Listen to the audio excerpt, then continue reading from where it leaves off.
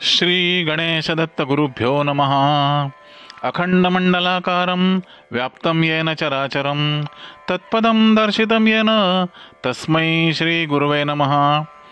परमपूज्य सद्गुरू श्री रामकृष्ण क्षीरसागर स्वामींना वंदन करून संघटित सत्संग मंडळांच्या या गुरुकार्यातील मोहिमेमधल्या 1603 या भागाचं मी पठण करीत आहे. उपदेशामृत संग्रह भाग 6 या ग्रंथातील फाल्गुन शुद्ध तृतीया दिनांक 7 मार्च 1992 या दिवशी परमपूज्य गुरुदेव श्री रामकृष्ण क्षीरसागर महाराज यांनी त्यांच्या 59व्या वर्धापन दिनानिमित्त दिलेला आशीर्वाद स्थळ श्री गिरीबालाजी परिसर तिरुमला.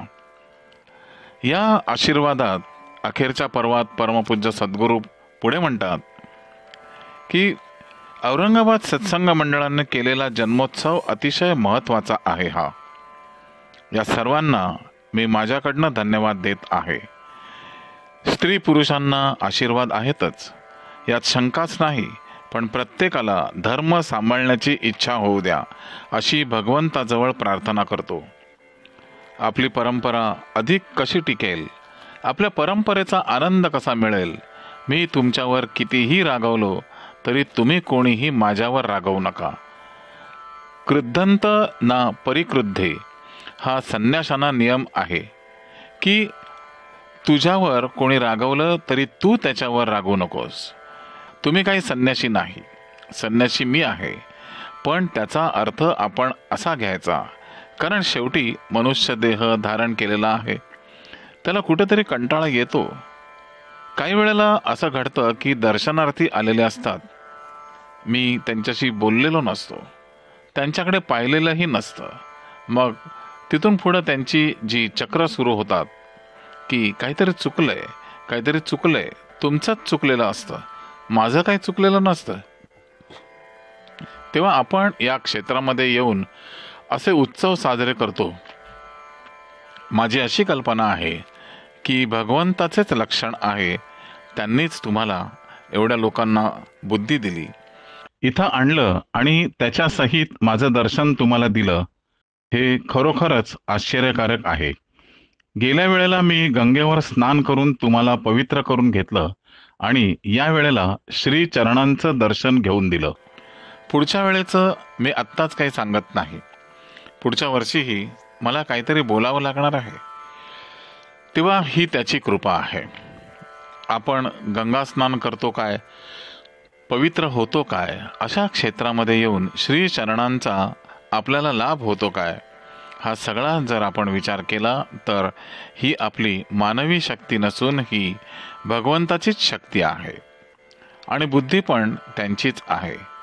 तेव्हा तुम्हा सर्वांना मी आता आशीर्वाद देतो. श्री गुरुदेव दत्त असे म्हणूनही परमपूज्य गुरुदेव पुन्हा बोलले की आता अनेक भक्तांनी सुवर्णदान केलेलं आहे. महाराजांचा वाढदिवस आहे आणि त्यानिमित्त बरंच सुवर्ण मिळालेलं आहे अशी कुणाची शंका असेल, पण हे सुवर्ण आपण वैदिकांचा जेव्हा सत्कार करतो त्यावेळी त्या कार्यासाठी उपयोगी येईल. येणारी दक्षिणा, येणाऱ्या वस्तू या संस्थेत जमा होतात, कारण इथे प्रत्येक जण मोजणारेही होते आणि दाखवणारा पण मीच होतो. आपण दरवर्षी जेव्हा वैदिकांचा सत्कार करतो त्यांना सुवर्णदान करतो, त्यासाठी हे वापरले जाईल. मिळणारी दक्षिणा ही पेटीच्या रूपामध्ये बँकेत भरली जाईल. चुकून कुणाला इथे संशय आला असावा म्हणून माझ्या तोंडून हे वाक्य निघालं असावं. ज्याला संशय आला असेल त्याने इथे उभे राहू नका, हे पण ध्यानात ठेवा. माझे आशीर्वाद तुमच्या पाठीशी आहेत. श्री गुरुदेव दत्त. या पुढील भागात आहेत परमपूज्य महाराजांच्या अमृतवाणीतील काही अमृतकण. श्री दत्तात्रय सत्संग मंडळ, सावेडी रोड, अहमदनगर, अनुक्रम नंबर 115, मुंबई बैठक 154, दिनांक 29/3/1992 या दिवशी परमपूज्य महाराजांच्या अमृतवाणीतील काही अमृतकणांचं मी आता पठण करीत आहे. गुरुर्ब्रह्मा गुरुर्विष्णू गुरुर्देवो महेश्वरः गुरुः साक्षात परब्रह्म तस्मै श्री गुरवे नमः.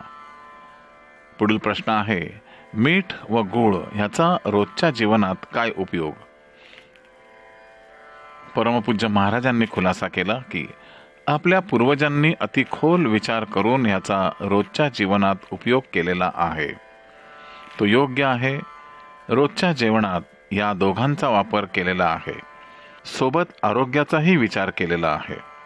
सध्या उन्हाळा सुरू आहे. माणसाला तहान फार लागते. कितीही पाणी प्याले तरी तहान शमत नाही. अशा वेळी पाण्याने भरलेल्या फुलपात्रात मिठाचे 2-3 खडे टाकून ते पाणी प्यावे. त्यामुळे तहान शमते. पुढे 3-4 तास तहान लागत नाही.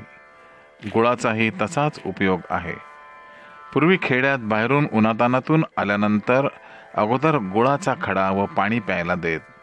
त्यामुळे उन्हाचा त्रास होत नसे. खेडेगावात लग्नामध्ये लापशी व कढी करीत असत.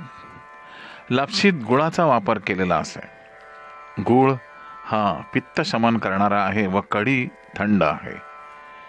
शेतकरी पोट भरून आनंदाने हे खात असत. आता खेडेगावात शेतकरी पैसेवाले झालेत म्हणून लापशीचे जेवण न देता बुंदीच्या लाडूचे जेवण दिले जाते. बुंदीचे लाडू म्हणजे हरभऱ्याच्या डाळीचे पीठ. काहींना त्याचा त्रास होतो. गूळ व साखर हे दोन्ही उसाच्या रसापासून बनवतात. उसाचा रस तापवून त्यातून गूळ तयार करतात व ह्याच रसावर पुढे अनेक प्रक्रिया करून नंतर साखर तयार होते. गूळ हा प्रकृतीने थंड आहे, परंतु साखर ही अतिशय उष्ण आहे. गूळ हे पित्त शमन करणारे आहे. ज्यांना पित्ताचा त्रास होतो त्याने रोज एक लहान गुळाचा खडा घेतला तर त्याला त्रास होणार नाही.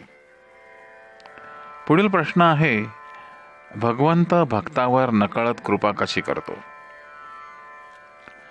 परमपूज्य महाराजांनी खुलासा केला की नकळत कृपा करणे हेच तर भगवंताचे वैशिष्ट्य आहे.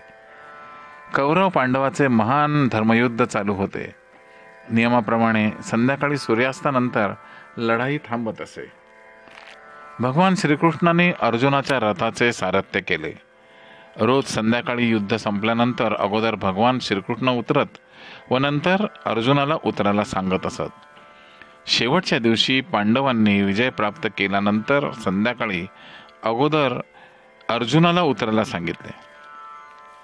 अर्जुनाला ह्याचे आश्चर्य वाटले व त्याने विचारले की रोज आपण अगोदर उतरता, परंतु आज मला का अगोदर उतरायला सांगता? भगवान म्हणाले की थोड्या वेळाने तुला ते कळेल. मी सांगतो ते ऐक. अगोदर तू खाली उतर व लांब उभा राहा. त्याप्रमाणे अर्जुन खाली उतरला व नंतर भगवान श्रीकृष्णाने रथातून खाली उडी मारली. त्याबरोबर रथ पेटला व आगीमध्ये भस्मसात झाला. हे पाहून अर्जुनाच्या लक्षात आले की भगवंताने त्याच्या रथाभोवती अदृश्य असे अभेद्य संरक्षण कवच ठेवले होते. त्या संरक्षण कवचाबाहेर कैक वाईट शक्ती होत्या. वैर भावना होती.